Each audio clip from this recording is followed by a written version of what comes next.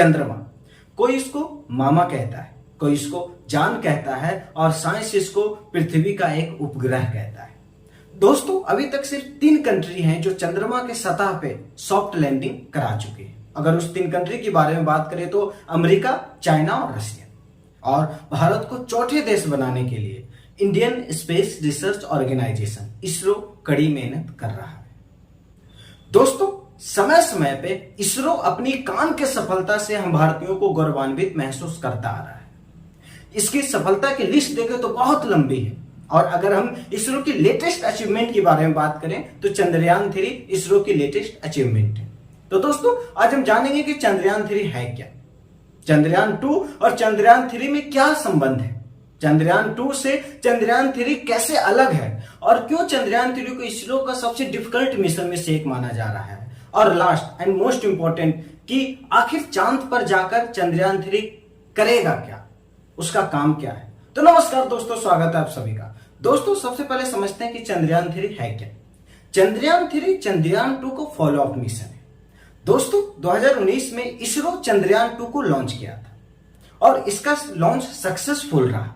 But जब चंद्रमा के सतह पे सॉफ्ट लैंडिंग करने की बारी आई तो महज आधा किलोमीटर दूर रहने के बावजूद एक सॉफ्टवेयर टेक्निकल इश्यू होने के कारण वो सॉफ्ट लैंडिंग प्रॉपर नहीं हो पाई और वो क्रैश हो गया और ये मिशन अधूरा रह गया। उसी अधूरे मिशन को पूरा करने के लिए चंद्रयान 3 को रेक्टिफाई करके और इंप्रूव टेक्नोलॉजी को ऐड करके फिर से भेजा जा रहा है।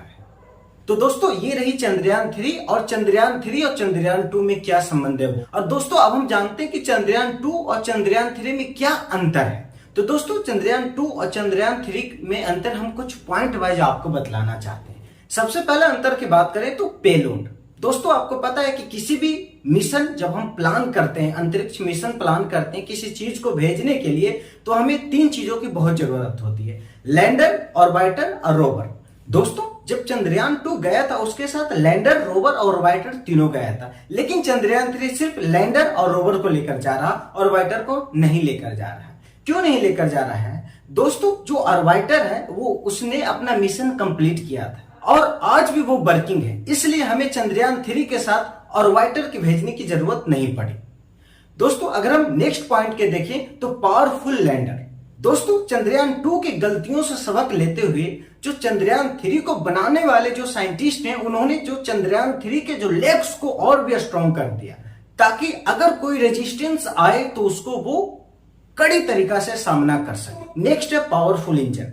अगर हम पावरफुल इंजन की बात करें दोस्तों, अगर हम चंद्रयान 2 की बात करें तो चंद्रयान 2 के मुकाबले में चंद्रयान 3 के इंजन की कैपेसिटी बढ़ाई गई है और इसमें हजार्डियस सेंसर लगाया गया है। दोस्तों, अब हम जानते हैं कि हजार्डियस सेंसर का काम क्या है। जैसे लैंडर चंद्रमा के सतह पे लैंड करने वाला होगा तो जो हजार्डियस सेंसर ये पता लगाएगा कि क्या ये लैंड करने वाली जगह इस लैंडर के लिए सही है, क्या ये जगह लैंडिंग के लिए उपयुक्त है। अगर उपयुक्त रहेगी तो वहां पे वो लैंड करने की अनुमति देगा। अगर वहां पे कोई हजार्डियस चीज रहेगा या फिर उसके लैंडिंग के लिए वो जगह सही नहीं रहेगी तो वो अपनी एम मौके पे लास्ट टाइम में वो अपनी लैंडिंग पोजीशन चेंज कर सकता है। इसलिए इसमें हजार्डियस सेंसर भी लगाया गया है। दोस्तों, अगर हम आखिरी अंतर की बात करें तो इसकी कॉस्ट है। अगर हम चंद्रयान 2 की कॉस्ट की बात करें तो ऑलमोस्ट 870 करोड़ रुपए की उसमें कॉस्ट लगी थी और अगर हम चंद्रयान 3 के बजट के बारे में बात करें तो महज 650 करोड़ है। दोस्तों, चंद्रयान 3 को इसरो का अभी तक का सबसे डिफिकल्ट मिशन क्यों कहा जाता है उसको समझते हैं। इसका मेन कारण है चंद्रयान 3 का लैंडिंग पोजीशन। दोस्तों, जब हम लोग पृथ्वी से चांद को देखते हैं तो हमें चांद का ऑलमोस्ट 60% हिस्सा हमें दिखाई देता है। 40% हिस्सा हम पृथ्वी से जब चांद को देखते हैं तो हम उसे देख नहीं पाते। इस हिस्से को चंद्रमा के साउथ पोल कहते हैं और इसरो चंद्रयान 3 को इसी हिस्से में लैंड करवाना चाहते हैं। इसलिए जो चंद्रयान 3 है इसरो के सबसे डिफिकल्ट मिशन में से एक अभी मानी जा रही है। दोस्तों, आप में से बहुत लोगों के मन में यह प्रश्न होगा कि आखिर जो साइंटिस्ट हैं उन्होंने साउथ पोल ही क्यों चुना लैंडिंग के लिए। तो दोस्तों, बता दें कि ये जो साउथ पोल है, बाकी जो 40% एरिया जो साउथ पोल है, वहां पे कई अरबों साल से सनलाइट नहीं पहुंची। वहां पे बड़े बड़े क्रिएचर बने हुए हैं। अभी तक जो अदर स्पेस जो ऑर्गेनाइजेशन है, चाहे आप नासा की बात करें या फिर अदर कंट्री की स्पेस ऑर्गेनाइजेशन के बारे में बात करें, अभी तक वहां पे किसी ने जाकर एक्सप्लोर नहीं किया है। इसलिए अगर भारत साउथ पोल पे सॉफ्ट लैंडिंग कर जाता है तो ये भारत के लिए बहुत बड़ी अचीवमेंट होगी कि जो अभी तक बाकी कोई देश ने ऐसा कुछ नहीं किया है जो इंडिया कर दिखलाया है। इसलिए जो इसरो के जो साइंटिस्ट हैं वो चंद्रयान 3 को जो साउथ पोल पे, चंद्रमा के साउथ पोल पे, दक्षिणी ध्रुव पे उसको सॉफ्ट लैंडिंग करवाना चाहते हैं। दोस्तों अब हम आते हैं कि चंद्रयान 3 चंद्रमा पे जाकर करेगा क्या।